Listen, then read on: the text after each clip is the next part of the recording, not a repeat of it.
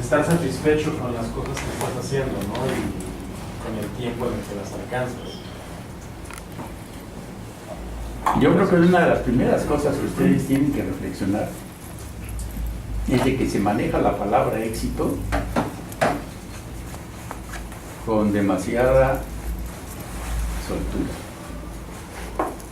y en donde cada quien se arma un rollo acerca del éxito. Pues él estaba mencionando el éxito, pero yo les puedo asegurar de que hacemos una revisión aquí de todos ustedes y difícilmente se van a poner de acuerdo todos en lo mismo en cuanto a qué es éxito, porque el éxito está relacionado a algo muy subjetivo, que son mis metas. Si yo lo que quiero es llegar a Tres Marías, pues ya tuve éxito. Ahora, si yo lo que iba a hacer es, quería llegar a Alaska y termino en Tres Marías, ¿sí me entienden? Pues no me va a convencer la situación de que tenía yo mucho éxito. Pero un tercero no puede juzgar si llegar a Tres Marías o llegar a Alaska es el éxito. Y entonces para otros, Salomón por ejemplo, el ser muy rico y famoso, whatever that means, ella nos anunció ayer que era lo que quería en la vida, ¿no? ¿Tú sigues con esa con ese planteamiento? ¿Ven? Entonces el éxito se ajustó de un día para el otro y eso es perfectamente razonable en todos nosotros. El éxito no lo pueden ustedes pensar como una cosa que es así lapidaria. Tú puedes pensar en el éxito esta semana y al final, ya para el viernes, dicen, no, pues eso la verdad es de que no era así como me lo imaginaba, o te pones a platicar con una amiga o con un amigo o con un maestro, con quien sea, y de repente lo que tú pensabas que era una meta muy deseable, deja de ser tan deseable. En consecuencia, si yo no quiero llegar allí, ese concepto de éxito, pues hay que revisarlo. Entonces no se casen con esa o sea, es como agarrar una piedra enorme y amarrártela a los pies y andar cargando con eso. El éxito no se puede plantear como una cosa inamovible. El éxito depende de una serie de circunstancias y es movible, es cambiable y es así a lo largo de toda la vida. Lo que para ti puede ser un éxito a los 30, a los 40, lo mismo ya dejó de ser éxito a los 50, etcétera, etcétera, etcétera. ¿Sí?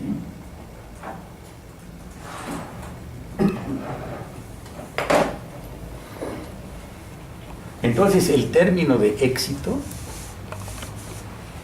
es como muy conveniente definírselo uno mismo para cotejarlo contra lo que yo quiero y sobre todo preguntarte ¿y por qué quiero eso? Demasiadas veces ni siquiera se preguntan por qué quieren eso. Se ponen metas que son más bien las metas del vecino o de la vecina. ¿Verdad? Porque Pepe dijo en una reunión que lo deseable sería leer 3 libros por semana, pues esa es mi meta. Bueno, ¿y por qué son 3 libros por semana? ¿Verdad? Entonces, sean ustedes cuidadosos y autocríticos en ese sentido, para que puedan darse la oportunidad de ajustar esas metas a lo largo del tiempo, siempre. Mientras, no es una cosa que se agota cuando tienen, hasta que tengan 35 años, a los 90 y 50.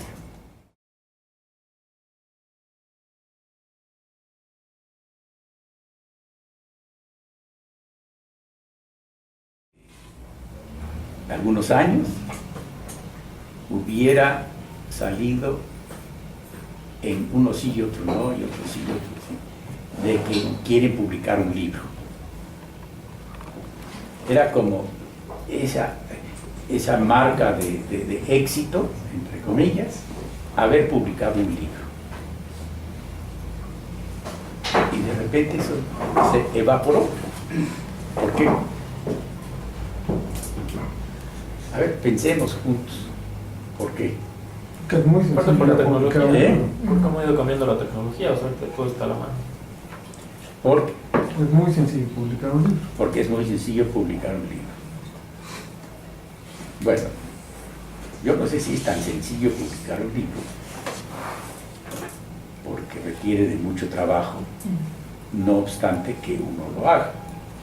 O sea, no caigamos también en subestimar lo complejo que es hacer un libro. Y hemos tenido aquí unos talleres de hacer libros.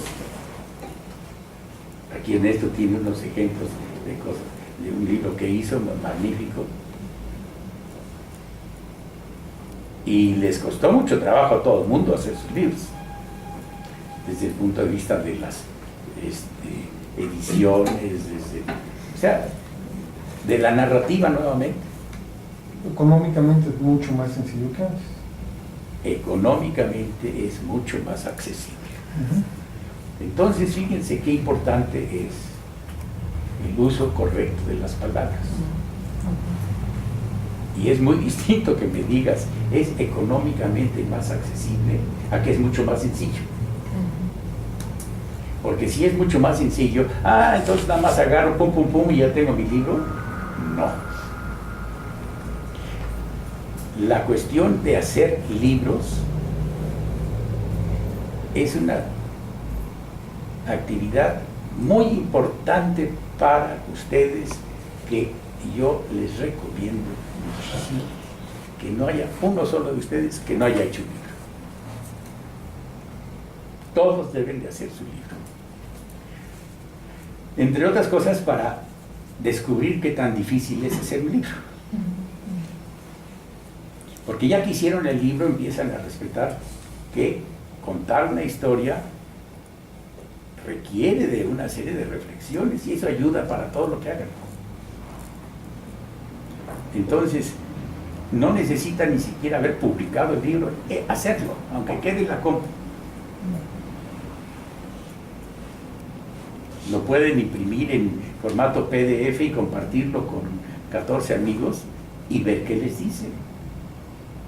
Preferiblemente no amigos, porque les van a decir todos que están muy bien, y eso no es una retroinformación suficientemente útil. Entonces, piensen de que el contar una historia, y esto me remite a algo que tú comentabas antes, Ernesto,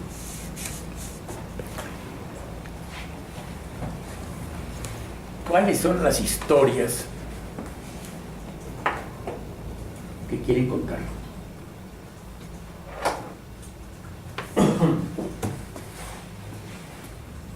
Nosotros hemos dado aquí unos talleres de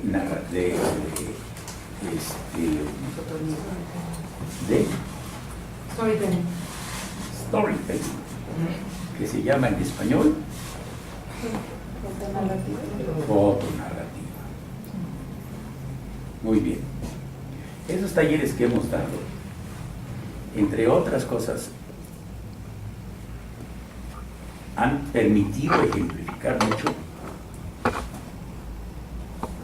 de qué es lo importante ¿qué significa contar una historia que valga la pena? Yo siento de que la mayoría de nosotros somos tan narcisistas y vanidosos que pensamos que cualquier cosa que nos ocurre a todo el mundo le tiene que interesar. Pero déjenme avisarles de que no es cierto. No a todo el mundo le interesa todo lo que cada uno de ustedes quiere contar. ¿Sí? Una duda, pero no sería ahí como yo hago lo que yo siento adentro, que quiero hacer, sin que me importa lo que les guste o no les interesa a nosotros. Ajá, es un punto muy importante. Yo creo que aquí nos podemos detener como 5 minutos en esta reflexión. Porque esto es lo mismo si vas a hacer una exposición en la galería, si llegan con Guadalupe y le dicen, hombre, yo puedo exhibir aquí en el museo, y ella les dice, sí chiquito, pero lo que pasa es que lo que estás presentando que no le interesa ni al velador.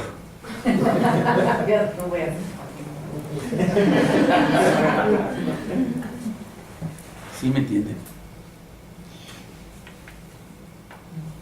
No todo porque es una idea nuestra es bueno. No todo porque yo quiero hacerlo se convierte en algo que vale la pena.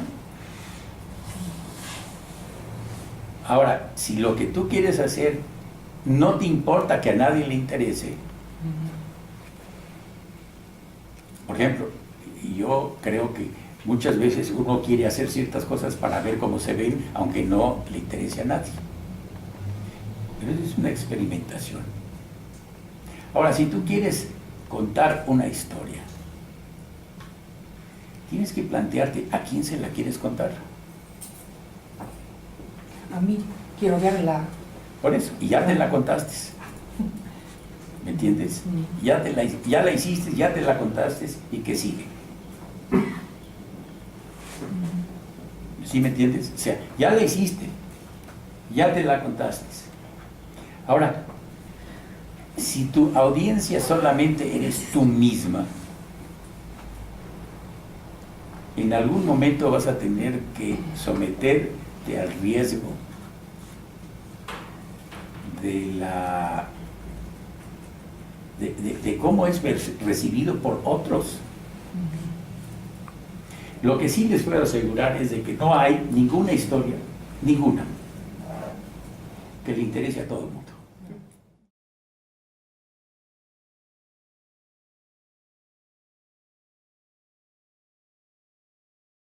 En el taller, digo, eso es muy cierto, ¿no? En el taller de storytelling, por ejemplo, nos decían que la historia más original es la que nos pasa a cada uno de nosotros, ¿no? Obviamente, bueno, saberla contar, ¿no? Con todas una serie de herramientas. Pero permite, lo que te pasa a ti contado pensando en a quién se lo quieres contar. Sí, claro, claro. No es lo mismo. Oigan, yo le voy a platicar de mí y ya.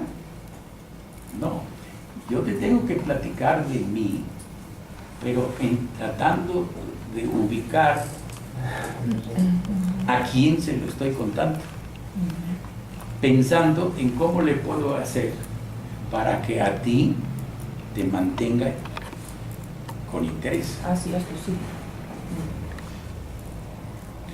Entonces, dentro de todos los medios, cine, literatura, fotografía, no es de que cualquier combinación funciona. Hay un cierto orden de la narrativa que permite que una obra trascienda y otra no. O sea, yo por ejemplo puedo ponerte 50 fotos de lo que me ha pasado, así una tras la otra, y tú las ves y no entendiste nada. Y es todo lo que me ha pasado. Ahora, si las armas, si hay una narrativa, y un drama, y personajes dentro de eso que te llaman la atención. Por ejemplo, en el cine, Elías nos podrá seguramente platicar de muchos ejemplos de cómo tienes que tener un enemigo, ¿no? El antagonista, sí. El antagonista, El conflicto, el protagonista. cuál es el conflicto, y todo eso es parte de contar historias. Entonces, si tú hablas solamente de ti y no tomas en cuenta eso, ¿qué crees que va a pasar? No, pues se vuelve intrascendente, ¿no? Se vuelve intrascendente. Vacía. Por ejemplo, la fórmula que usaron para generar estas historias me pareció muy interesante porque es muy emocional, ¿no? O sea, el primer ejercicio era vaciar en una hoja de 15 líneas algo que te hubiera pasado en la vida, que te cambió el rumbo, ¿no? Que eso es fundamental. Y que pues había, ya cuando vimos el taller, habían, pues así como había de integrantes, así había de historias, ¿no? Y todas muy ricas, todas muy interesantes, pero era muy emocional el momento de vaciar esa experiencia, ¿no? O sea, sin razonarla mucho, sino que fuera más emocional, ¿no? Y obviamente después con todos los recursos de cómo contarla bien, etcétera, ¿no? Pero por eso el taller a mí fue lo que más me atrapó, ¿no? De cómo contar una historia. Y que, bueno, que todos somos fuente de todas esas historias, ¿no? Pero pues, sí habría que hacer un viaje interior y encontrar estas historias fascinantes, porque efectivamente, o sea, de pronto podemos creer que cualquier cosa que nos pase en la vida es contable, ¿no? No siempre. Ahora hay gente magistral que lo escribe, ¿no? Pero es otra cosa. También eso es un punto importante, ¿no? O sea, que no solo basta que la historia sea buena o que la historia nazca de una necesidad real, sino también el trabajo del artista está en cómo va a trabajar ese material para poder convertirlo en algo que importe para todos, aunque sea algo súper subjetivo, ¿no? O sea, creo que no solo basta tener una buena historia, ¿no? Hay que desmenuzarla lo suficiente para llegar a ese punto universal que le va a importar a todos, aunque no tenga nada que ver con eso. ¿A qué le llamas una buena historia? Yo creo que es muy importante que involucremos a las demás personas en nuestra historia. Aunque, por ejemplo, no todas las personas podemos tener una vida muy emocionante, ¿no? Yo no puedo viajar a Alaska, tal vez, y no puedo contar una historia sobre Alaska. Pero a lo mejor puedo contar una historia sobre mi día de la escuela, que puede ser no interesante, pero si yo involucro a las personas a las que se las estoy contando en ciertas emociones y sensaciones que suceden, porque yo creo que aunque las historias sean o muy espectaculares o muy sencillas, siempre hay ciertos sentimientos que pueden ser similares. Entonces, si yo hago que las personas a las que les voy a contar mi historia se involucren con eso y puedan sentir un poco de lo que yo sentí en ese momento, mi historia se convierte interesante, aunque sea solo de un momento muy sencillo o muy banal. Pero si logro transmitir justamente esa sensación que sucedió en el momento a través de la historia, yo creo que ahí es cuando una historia se vuelve interesante. Mira, ¿has leído a Kafka? Sí. Él no se fue a Alaska, no salía de su recámara. ¿Sí me entiendes? Y eso no quiere decir de que no pudiera hacer unas historias interesantes.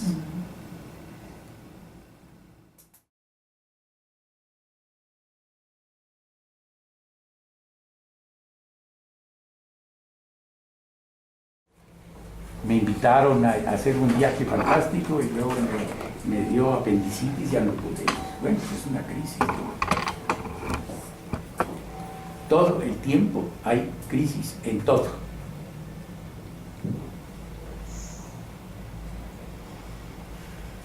Yo tenía un problema de una muela, fui con el doctor, me dice hay que hacerte endodoncia, me hicieron endodoncia y me la hicieron mal. Bueno, pues eso es una crisis, otra vez hacerla. ¿Sí me entiendes? Y eso todo el tiempo nos pasa a todos. No tiene, pero también afecta a la fotografía. O sea, me pongo a ver, híjole, ¿hace cuánto tiempo que no me pongo a hacer fotografías? Y bueno, ¿qué es lo que he hecho?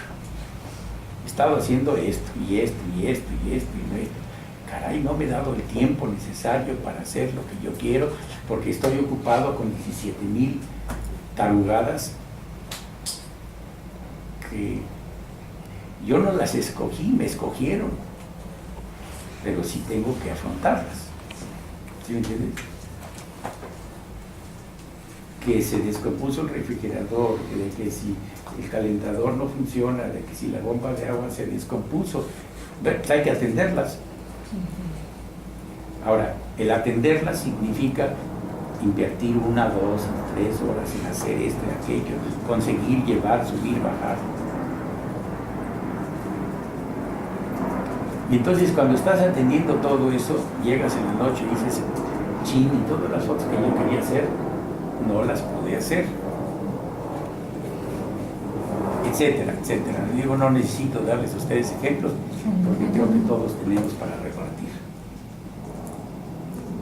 El caso es cómo lo resuelves. ¿No es eso?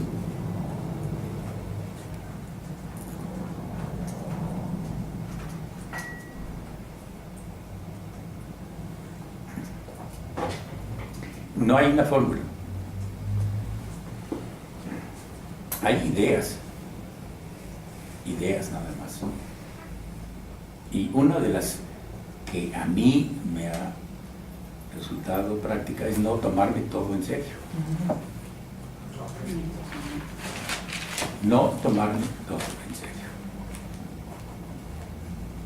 Y entonces cuando no me tomo todo en serio no quiere decir de que lo deje de tomar en cuenta. Pero trato de ver más allá de eso. Y trato de pensar, ok, y de aquí a 6 meses, ¿cómo se va a ver esto? O de aquí a 1 año. O de aquí a pasado mañana.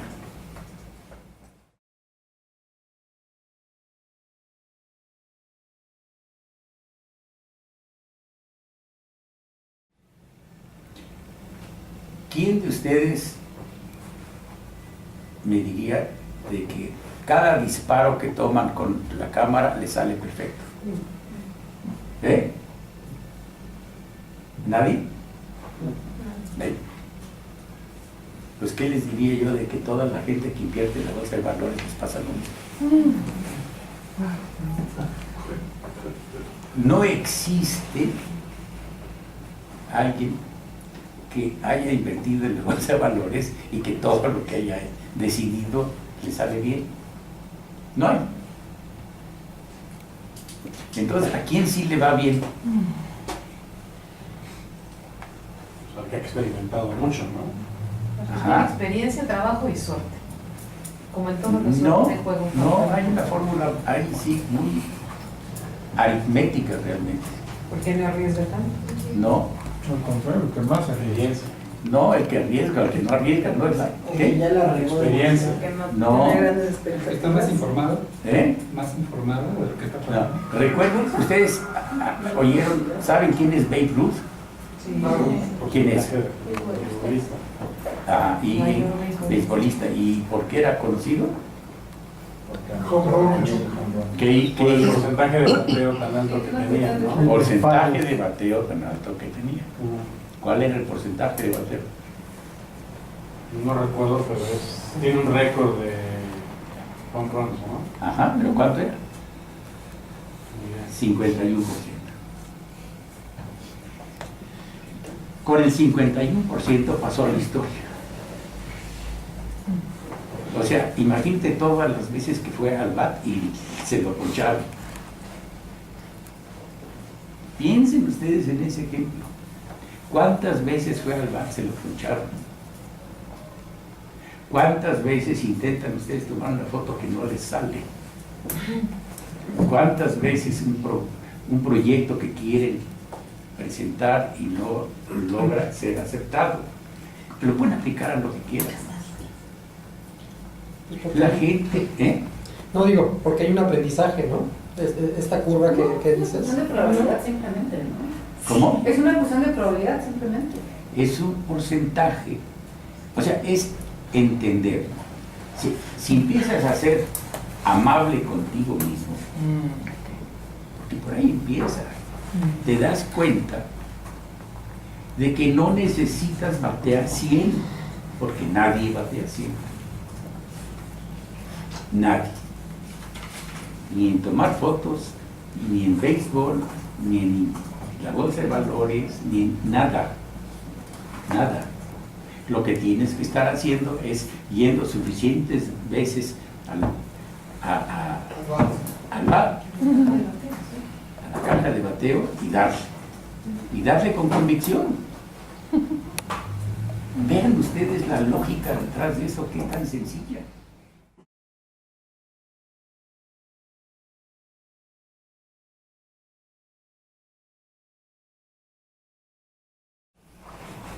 Las crisis son todas, sin excepción, oportunidades. Pensé que ibas a decir pasajeras. ¿Cómo? Pensé que ibas a decir pasajeras. También. Y de alguna... Es que nuestra existencia es una crisis. Claro. Wow.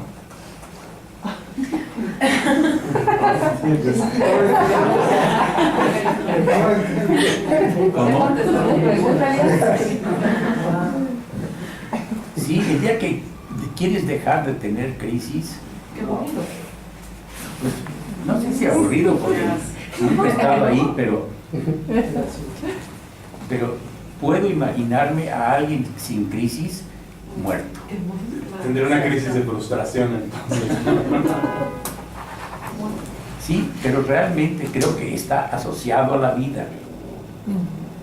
La crisis es parte de la vida.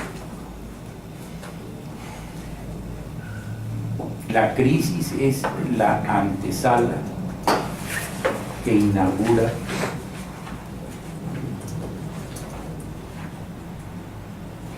el siguiente paso. Y ese siguiente paso puede ser otra crisis, por ejemplo.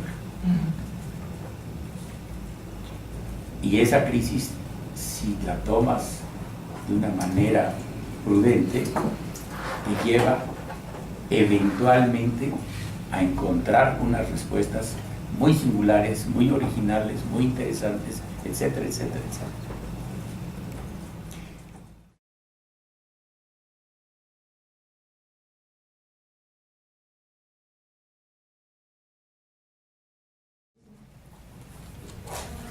¿Qué es el miedo al fracaso? O sea, ¿qué es fracaso? Es una experiencia. Que no salgan las cosas como quieres.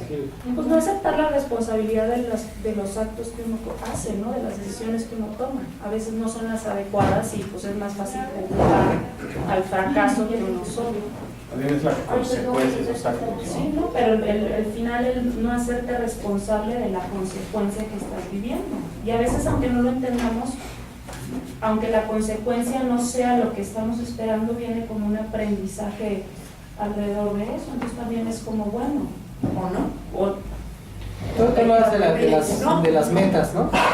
Es no llegar a la meta, ¿no? Y no llegar a la meta es un fracaso, en el sentido como generalmente se maneja.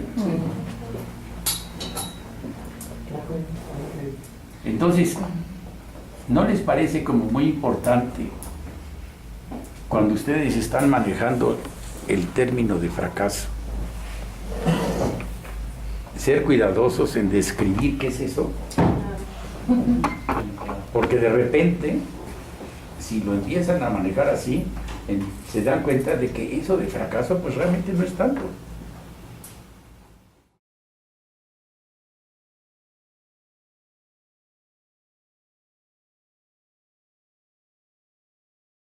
¿Qué es una plenitud del sentido creativo?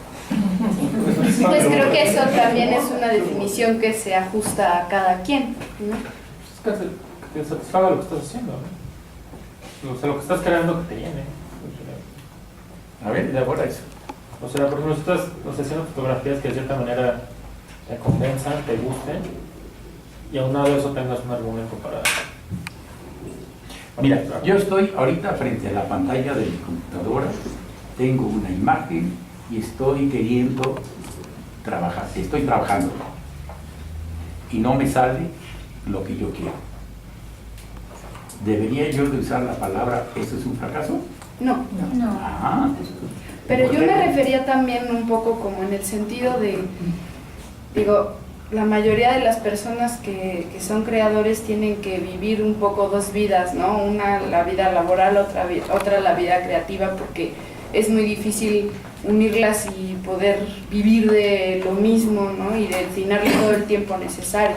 A eso me refería yo como una plenitud creativa, ¿no? El poder tener una vida que te permita realizar ese tipo de cosas con todo el espacio y tiempo y recursos que necesites, ¿no? Bueno, vamos a analizar eso. Porque yo pienso que eso está plagado de una serie de prejuicios. ¿Tú conoces a alguien que responda a ese perfil que tú acabas de describir? No. No. ¿Por? Como O sea, alguien que no tenga, no, de que ese proceso creativo de que tú dices, tengo que hacer para alimentarme, tengo que hacer esto, pero soy creativamente esto y tengo estas disyuntivas. sí, bueno, todos. ¿Eh? Muchísima gente, ¿no? Muchísima gente. Hay alguien que sí coincide con ese ideal que tú planteaste. Pues usted, por ejemplo. No, yo que el último. Te lo aseguro. Yo acabo de llegar. ¿Cómo? No, sí, que yo acabo de llegar. Porque yo. No, es que piensen, por favor, si empiezan a idealizar,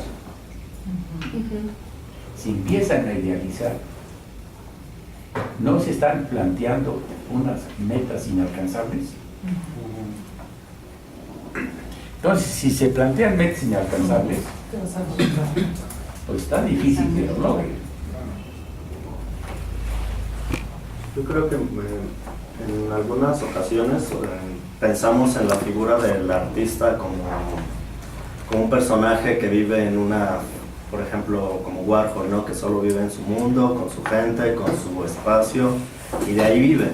Pero yo creo que parte de nuestra plenitud creativa es ese trabajo que hacemos, porque por lo menos yo alimento mi trabajo creativo de cuando tengo que ir a la universidad, cuando salgo, me tengo que ir a trabajar en la tarde, el metro, el camión, todo eso para mí es parte de la plenitud creativa, porque si no lo hiciera, seguramente mi trabajo creativo sería otro.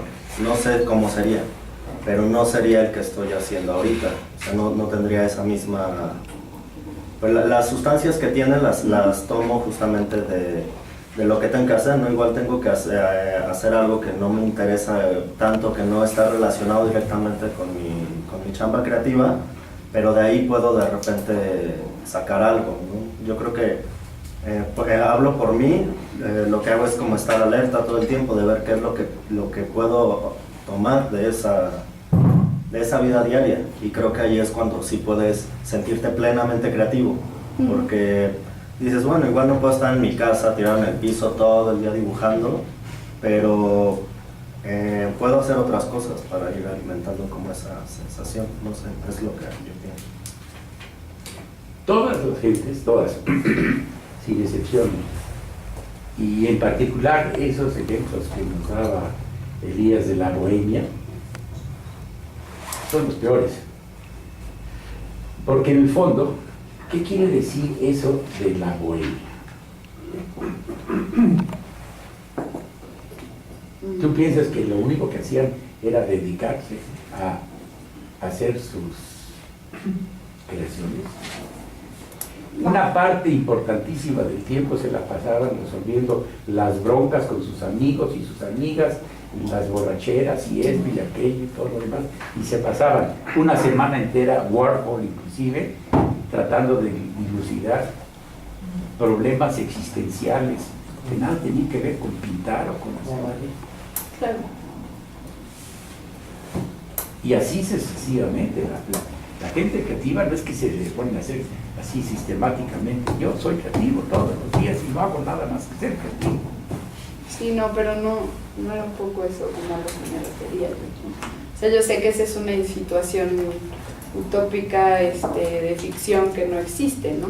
Pero lo complejo de vivir en una crisis económica general y en una crisis personal, es poder encontrar ese equilibrio que te permita utilizar las sustancias de la cotidianeidad para llegar y tener la disponibilidad y la energía para empezar un proceso creativo. Te recomiendo que leas la biografía de García Márquez y veas qué broncas tenía que resolver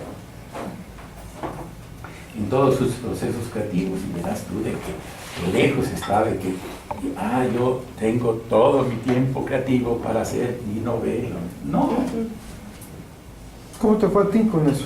Cuando eras tu propio sponsor y querías tener tu propio tiempo para ti. Ahorita mismo, si no es que siempre he tenido que atender 20,000 cosas que no quería yo atender desde el punto de vista de preferencia. De preferencia. Cuestiones de salud, cuestiones de familia, cuestiones de amigos, cuestiones profesionales, cuestiones